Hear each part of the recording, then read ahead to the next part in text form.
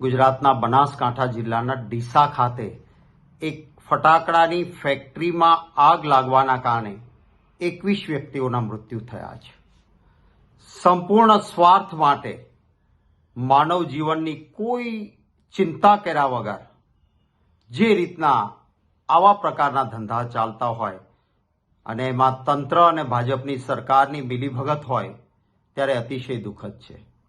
મારે દુઃખ સાથે કહેવું પડે છે કે આટલી ખરાબ દુઃખદ ઘટના બન્યા પછી પણ સરકાર દ્વારા અને તંત્ર દ્વારા લીફાફોફી કરીને ગુનેગારોને બચાવવાનું કામ થઈ રહ્યું છે. અમાનવીય રીતે જે મૃતદેહો ડીસા ખાતે લાવવામાં આવ્યા પોસ્ટમોર્ટમ એમના માટે, એમાંના કેટલાક કુટુંબીજનો હજી રસ્તામાં છે. હોસ્પિટલ પહોંચે તે પહેલા કુટુંબીજનો એકત્રિત થઈને આવે એ પહેલા મનમાની રીતે કોઈ એકાદ વ્યક્તિની સહી લઈને એ મૃતદેહોને રવાના કરવાનું ચાલી રહ્યું છે, એ યોગ્ય નથી. જે ફેક્ટરી ફટાકડાની જ્યાં અકસ્માત બન્યો ત્યાં ફટાકડા મેન્યુફેક્ચરિંગ માટેની કોઈ પરવાનગી નહોતી. સ્ટોરેજનું લાયસન્સ પણ રદ થયું અથવા રિન્યુ ન થયું.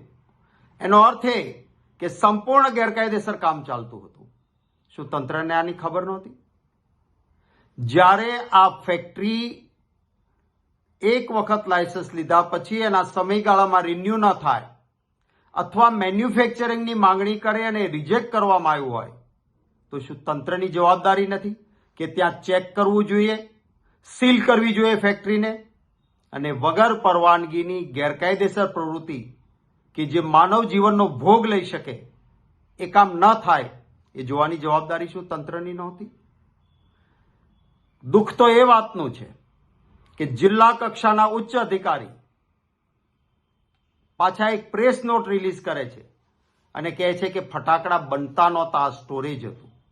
આ ગુનેગારોને છાવરવાની પ્રવૃત્તિ છે. મિત્રો, આવા જ વિડીયો અને શોર્ટ્સ જોવા માટે આજે જ અમારી ન્યૂઝ રૂમ યુટ્યુબ ચેનલને સબસ્ક્રાઇબ કરો.